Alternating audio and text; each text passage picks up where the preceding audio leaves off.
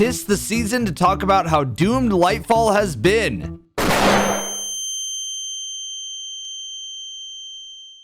Of course, I asked all of you guys what Bungie had done wrong and right with Lightfall, so expect a nice list in the video after this one. With that being said, the naughty list got so bad this year that Bungie missed projections by 45% and laid off a ton of people. That is not a laughing matter, but an important lesson for higher-ups to learn for the final shape. So for the last time in 2023, let's talk about Lightfall and just about everything Lightfall did wrong. Any you felt I missed, leave me a comment, and let's begin.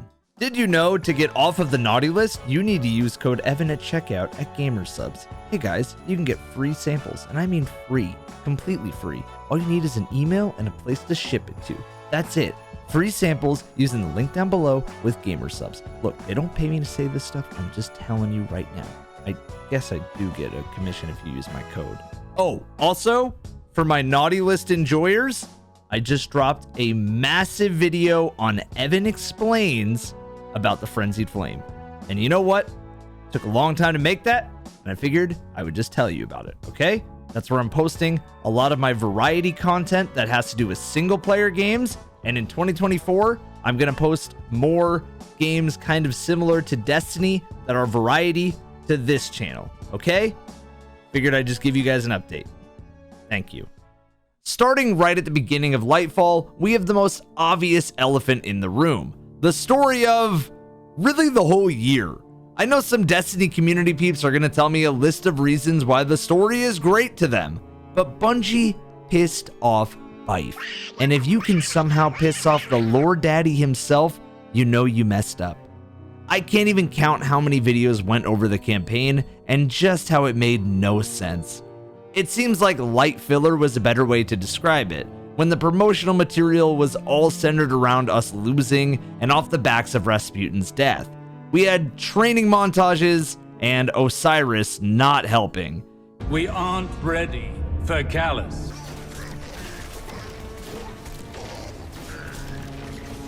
Callus was a complete abandonment of character from the deep and rich story in the Duality Dungeon. Keitel wasn't even on the screen for her matchup against her father. Nimbus was trying so hard to be Cade. Well, the uglier they are, the harder they fall, right? You are not him. But Bungie forgot that we didn't all love Vanilla Destiny 2 Cade, and they shot him to tell the player base they were done with that wacky storytelling, only to tease Cade's spirit returning and give us Nimbus. Bungie hit us with the trademark sign of not knowing what to do for the story. So they talked about the radial mast and the veil about 200 times in this story. In case you forgot. Radial mast. Radial thing. Radial mast, radial mast, Radial mast. radial mast. You can really watch the first and last cutscene of Lightfall to get all of the story you need here. This can be extended all the way to even some seasonal story content. I don't think I've seen the community more checked out on what are the largest stakes Destiny has ever established. And that's because telling is more apparent than showing. Bungie really upped the looks of the seasonal content and added some fun twists. But it's like adding a fresh coat of paint to a beaten up car. You have Ghost Riven, who looks amazing, underwater sections, and the aquarium to collect work as a concept. But the story is still rally to the holo projector and listen to characters yap about things I wish I could play and interact with. And that brings me to the worst case of this by far. I won't even go in on the most important cutscene in the last 10 years of Destiny in week 6 of a seasonal story quest. But I could. No. This one I see almost nobody talk about. Remember that hand cannon we saw in the Lightfall promotion? Bungie put it in Veil Containment. So remember when I said you could skip the entire Lightfall campaign except the first and last cutscene and nothing changes? Well, Veil Containment is like the story, without any gameplay. I am not joking when I say this is the worst thing Bungie did all year. It started out great. There's a mission, you get a hand cannon, you get some dialogue. Then there is 12 more logs of dialogue. It is the entire backstory of the Veil. While you sit in a room and hear about how some of the most powerful stories in Destiny's history, what happened here? It's the entire backstory of the Veil, but it's not shown to you. It's just there for you to sit and stare at a wall and listen to characters talk about it. What happened here? I am begging you to wake up. It sucks knowing that some of the higher-ups are to blame for this phoned-in attempt at storytelling, but I also just think this is a case of Destiny needing to be another year long before we really get to the end. I said it in my review of the Lightfall we never got.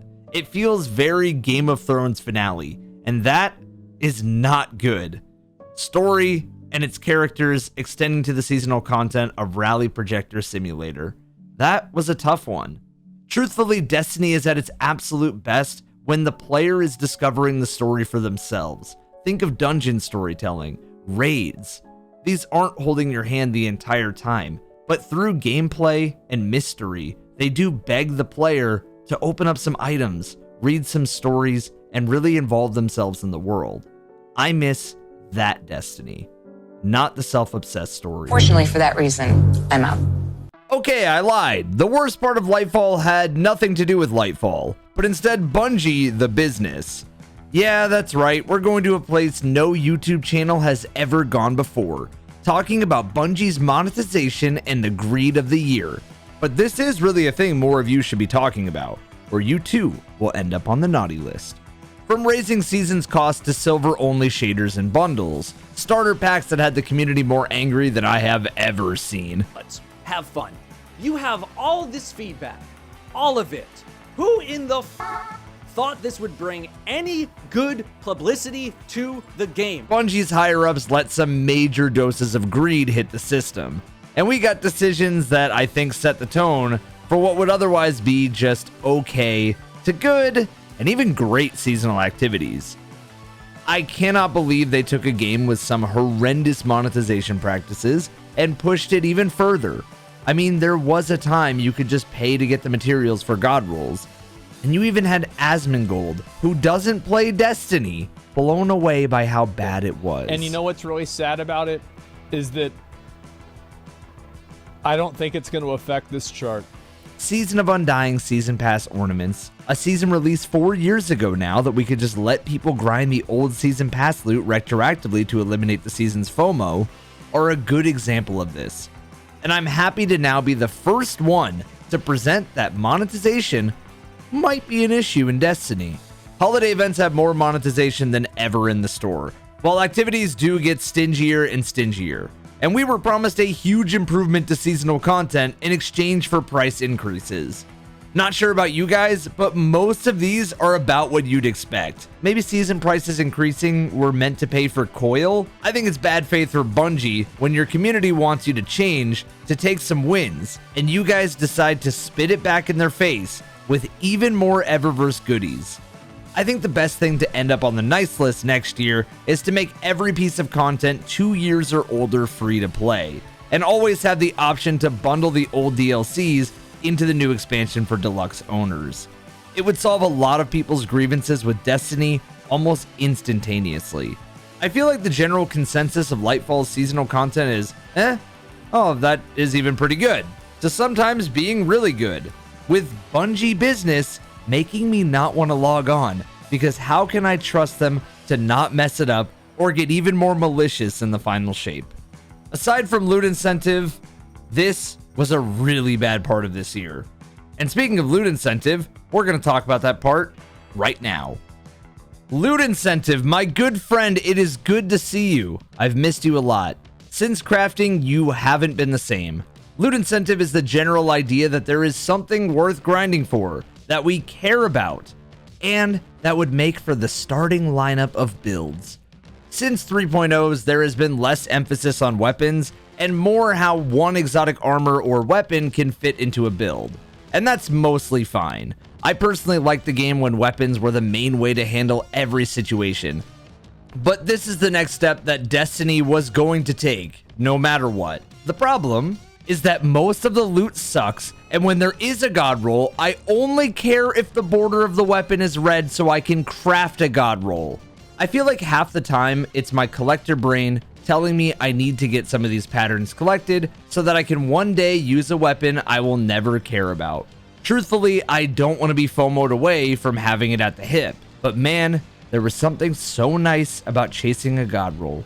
It made me not mind some of the tediousness in Destiny's seasonal activities, because I wanted to see a perk combo I was chasing. I know a lot of people hated the god roll chasing, but many played long term because it existed, and I think that there was an equally large group that enjoyed it. Joe Blackburn said that they had to be careful about how they implemented crafting, because if they messed it up, it could break the whole system. And at first, I was down with red borders.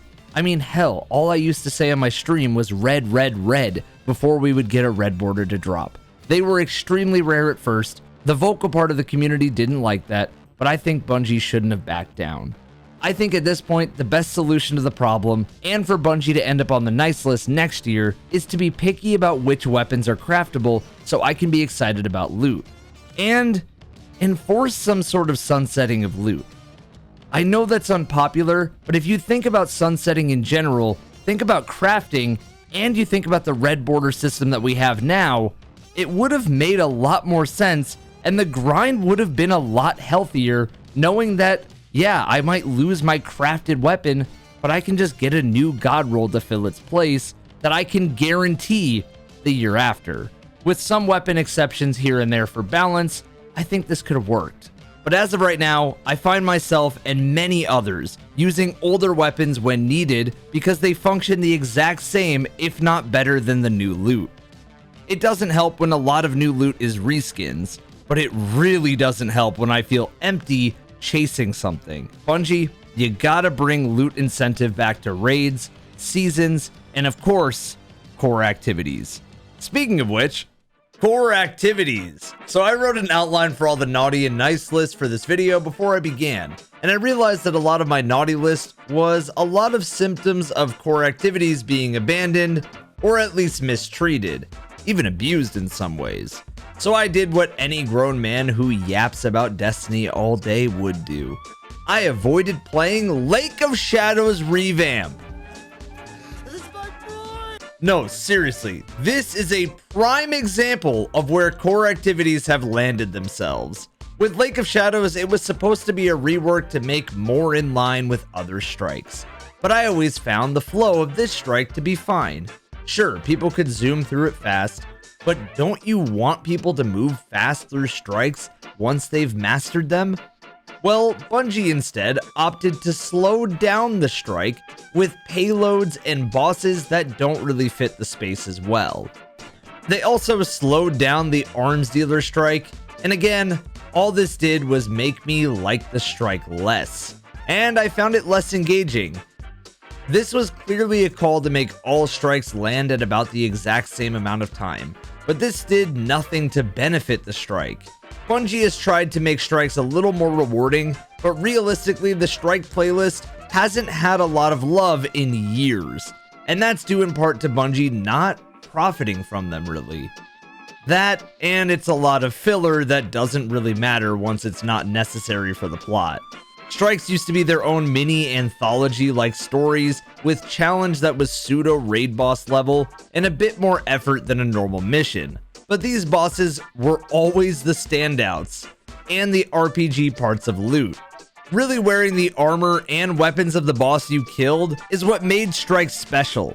And now with Nightfall ciphers to buy loot from the grind, it just feels kinda empty. I think that strikes should just return to a simple RPG loot structure and have unique looking bosses. Extra flavor if you can deliver some remixed enemies in strikes, like having Hive in a Vex strike, and some mechanics to really spice that boss up. PvP got a little bit better. This is like saying a skeleton got a working stomach and a right arm, but we're headed to the promised land one day. Probably not, but maybe. I think that Trials had loot that was so desirable at first, but over time, such as the case with PvP, Bungie didn't keep adding. I think PvP was at its best when it was a quest mode to get some weapons like Luna's Howl, Mountaintop, Not Forgotten, and more. You need some loot that makes me so excited to get in there, and although I think they're trying here, we need to outdo even the past to make everyone giddy for some Shaq's voice lines. Gambit was so ignored that Bungie's director's cut basically said nope to anything and everything to do with it next year. It gets one returning map. Oh well, I guess. I didn't love the mode, but abandoning it altogether without removal is definitely deserving of the naughty list. I had written down Neo Muna Patrol and post-raid content, but I think those just go to show where core activities land. Because again, activities that are post-raid content can fill the holes of new destinations being just okay. I will say that rotators are an issue I think falls into core activities. These are raid, dungeon, exotic farmable mission, loot, but they come at the cost of having to wait for sometimes months to be able to farm them, creating a lot of FOMO. I think an easy solution is to have 3 bundled at the same time so people can play them a lot more often. What do you think though? Drop me a comment and end up on the nice list. That brings me to my next naughty list discussion, Root of Nightmares. Oh boy, this is the raid that I think people hated more than any other in the history of Destiny. And I think it's for a variety of reasons. The one thing this raid did get right is the name. This thing is the Root of Nightmares. Namely, the raid tells us almost nothing we wanted to know about the end of Destiny and the 10-year Light and Dark saga. It was gorgeous. The music was amazing. Planet Encounter was rich and developed. But the rest of the raid on the Witness's ship had no newfound information about the Witness. Instead, a brawl against Nezarec. And I actually kind of liked Nezarec, but the raid was mostly just okay. I think the raid ran into the problem of it functioning closer to a dungeon than a raid, with only one mechanic the whole time and a simple one at that. Speedruns in Lowmans have been fun to watch, but the raid needed more time to really hit a grand moment.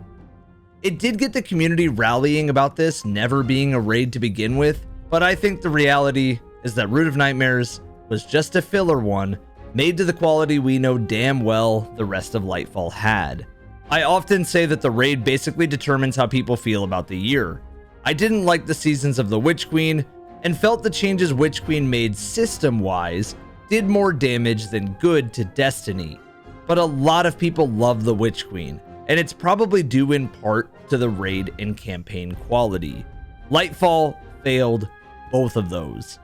So it's very easy to hammer on the negative even more. This raid's difficulty was bad.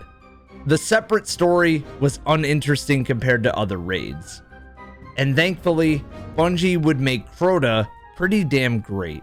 So this was a prime example of it has to get worse before it can get better. Last up on the naughty list is more of a mark on the overall game.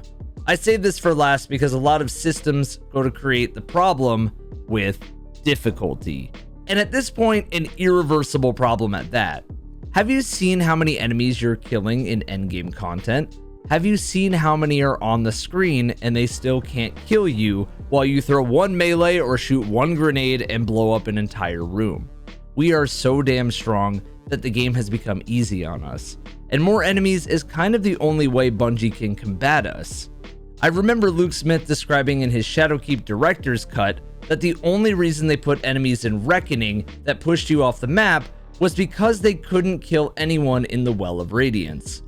Well, Bungie has created a mobile Well of Radiance that gives you more damage than I thought possible. You have power creep, loot incentive, 3.0s, they all go together to just make the game easier than ever. And I really think this is in desperate need of a reset.